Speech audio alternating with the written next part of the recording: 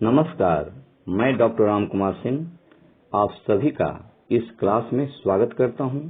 आज मैं कक्षा 9 के लिए निर्धारित पाठ्यपुस्तक क्षितिज भाग 1 के गद्य खंड से प्रेमचंद लिखित दो बैलों की कथा का प्रतिपाद्य स्पष्ट करूंगा, परंतु इसके पूर्व इसके रचनाकार मुंशी प्रेमचंद का साहित्यिक परिचय देना औचित्यपूर्ण समझता हूं।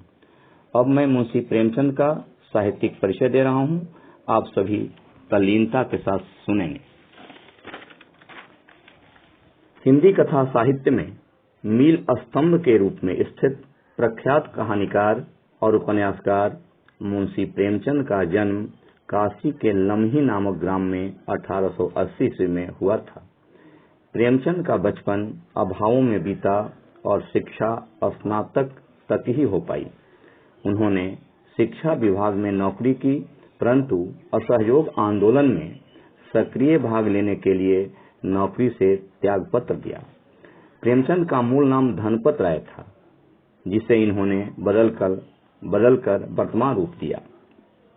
इनका एक तीसरा नाम भी था नवाब राय, जिससे ये उर्दू में कहानियां लिखा करते थे।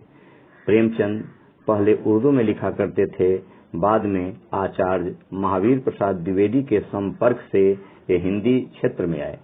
सन 1936 में इस महान कथाकार का देहांत हो गया।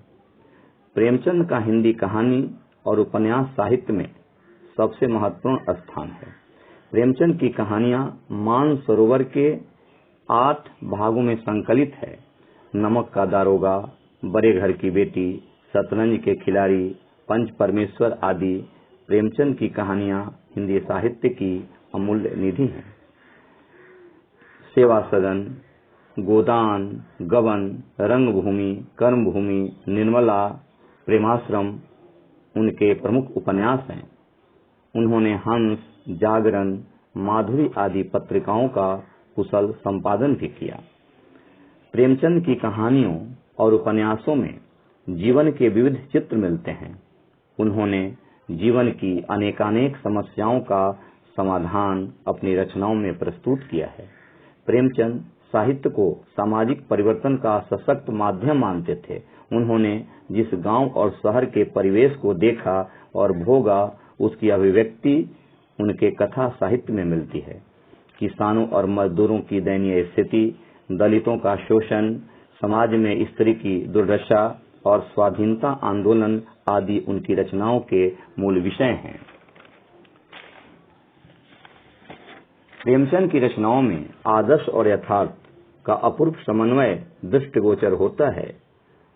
उनके इस समन्वय को आदर्श उन्मुख यथार्थवाद कहा जाता है, किंतु अपने जीवन के अंतिम दिनों में वे ठोस यथार्थ पर उतरते दिख पड़े थे। गोदान और कफन में उनकी प्रवृत्ति देखी जा सकती है। प्रेमचंद की सफलता का बहुत बड़ा श्रेय उनकी चलती और मुहावरेदार भाषा को है।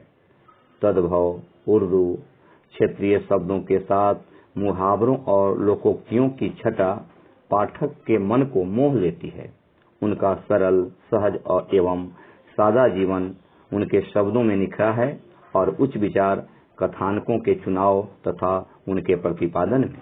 कुल मिलाकर प्रेमचंद हिंदी के एक यशस्वी और लोकप्रिय रचनाकार हैं, जिन पर हिंदी संसार शताब्दियों तक गर्व करता रहेगा।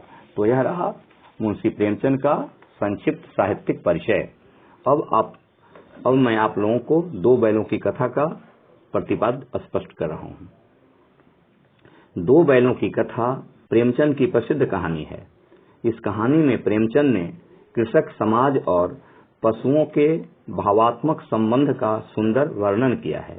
यह कथा सांकेतिक भाषा में यह संदेश देती है कि मनुष्य हो या कोई भी प्राणी, स्वतंत्रता उसके लिए महत्व रखती है। स्वतंत्रता सहज रूप से नहीं मिलती, उसके लिए बार बार संघर्ष करना पड़ता है। जन्म के साथ ही स्वतंत्रता सबका अधिकार है, उसे बनाए रखना सबका परम कर्तव्य है।